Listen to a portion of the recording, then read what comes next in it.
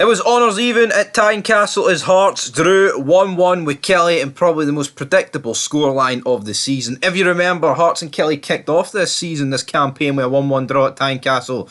And it's deja vu. It's a bit flat, it's a bit dead. Thoughts, Heartsman? Yeah, flat, dead.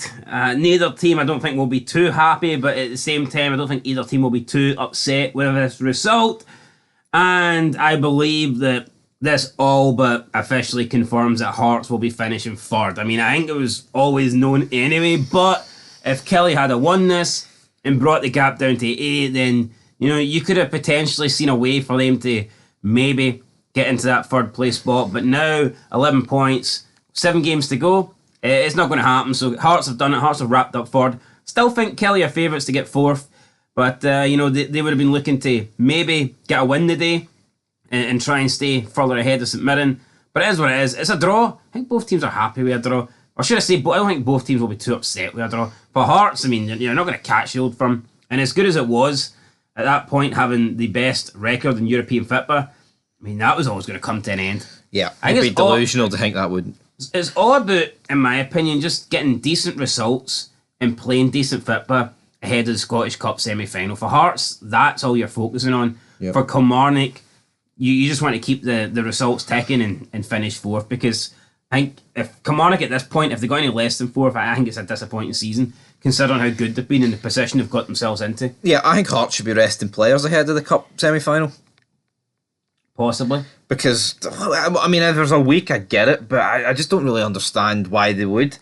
But anyway, here, that's months away, that shite. Let's talk about this game, because Lawrence Shankland, he finds it easy against St Mirren and Killie, but not the Netherlands. Well, you know what? Lawrence Shankland was hung out to dry for Scotland the past couple of weeks, but today he left a cross hung out to dry, and Fargas found it, who recently signed a permanent deal for Hearts. Did he rate Fargas good move, or is that just is he alright? I think he's a decent striker, a good backup option for Shankland. I thought he's a winger, I didn't know he's a striker. Well, he can play up front, I mean, that's what it is. Alright, well yeah, 5th goal of the season. I mean, you'd want a wee bit more than that, but we'll take it for Fargas. But it's a good cross for Shankland, and Fargas can't miss it, right? Because if he misses it, big well, problem. If he misses it, there's big troubles here, and he's getting slaughtered in this review, but he didn't miss it, so right. That's what it is. Yep. But I can't really give him too much credit, because it was almost unmissable. Yeah. Unmissable. Watkins headed a cross straight at Sander Clark just before the interval. It wasn't really a lot of chances. I mean, the chances that did come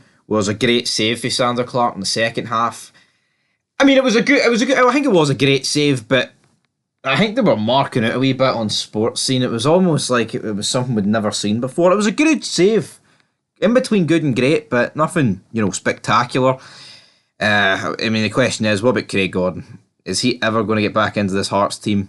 Unfortunately, at this point, it's looking like he's not, and it's not like a run of bad form dropped him out the team. The guy got a double leg break and a freak accident during that period. I think the consensus was that Craig Gordon was the number one goalkeeper in Scotland. I'm not saying the number one Scottish goalkeeper, I'm saying the number one goalkeeper in Scotland, and he was undoubtedly Scotland's number one. Yep. At that point, there's not many, even the most biased of fans, I think, would find it hard to argue that Craig Gordon wasn't the best goalkeeper in the league and that he wasn't the number one for Scotland. And now, I mean, he's not the number one for Scotland. It doesn't even look like he can get a game for Scotland. He's not even the number one for Hearts, and he's been relegated to cup games. The only good thing for Craig Gordon is that Hearts are still in the cup. But the way things are going, if let's say Hearts got knocked out early in the Scottish Cup, Craig Gordon's season would be over.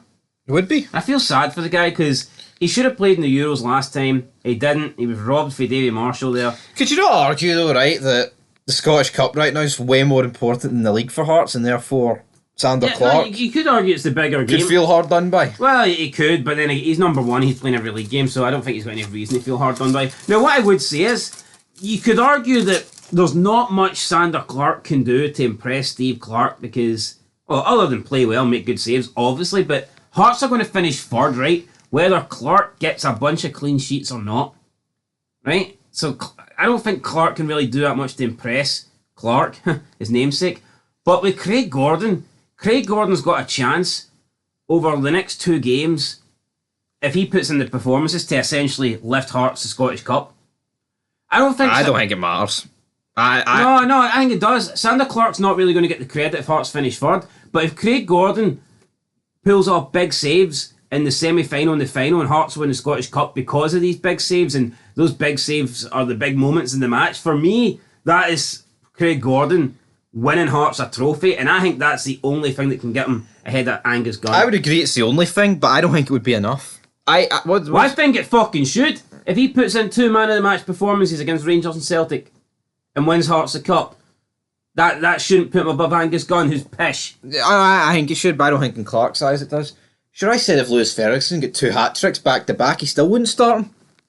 And that didn't happen, by the way. I know, of course it didn't happen. No, it definitely didn't. He scores a lot of goals, but not that many goals. Anyway, let's talk about the David Watson goal. David Watson, fuck me, David Watson. Marley Watkins, you fudge. Do you know David Watson? No, it was Marley Watkins. Alright, Marley Watkins, same thing, right? It's really not. It was one of the Kelly players. No, it was a great goal. But what's the Hearts defender doing? I don't know his name. I'm not too sure what he was doing, to be honest. No, they just sat off him. It was curled straight into the top bins. Fair play, but shouldn't have been allowed to happen. It's almost like, this is people are going to say you're talking shit here, but do you not think like a professional footballer, right? If you're given time on the ball and you're not closed down and you're not rushed, that you kind of should be able to curl most balls into the top bin. Yeah, at least on target and near enough in the region. Yeah, like see when they go on, you see footballers go on shows like Soccer AM, and they're like every ball they're hitting, they're putting the ball into like the bin. Yep. It's like I think footballers, like on practice fields, training and shit, they are pretty much all the time hitting the top corner. No, I'm not a professional. And if you're not under pressure and you've got a free shot in space, I think curling it into the top corner should be not easy, but it should be achievable. I know, but forget about the top corner, right? We're not professional footballers, but I would fancy my chances with that amount of space to at least trouble the goalie. Would you agree with that? Would you fancy your chances to trouble the goalie? I fancy my chances of getting on target. Aye. So this is a guy who's paid thousands to do it. So again, I think the league is underrated, but it's moments like this, and here, every team's prone to it. Hell, we've seen Rangers defending against Hibs. It's like, and every team does it in world football. It's not just this league. But it's not a good look. That if you're to be Hearts should have won this 1-0, because this is completely avoidable. Yeah, great strike, but shouldn't allow the strike to happen. After this, there's a couple of chances for both teams, but nothing mental. And I thought a draw was fair. Yeah, McKinn said they might have done enough to win it, but who knows? Naismith.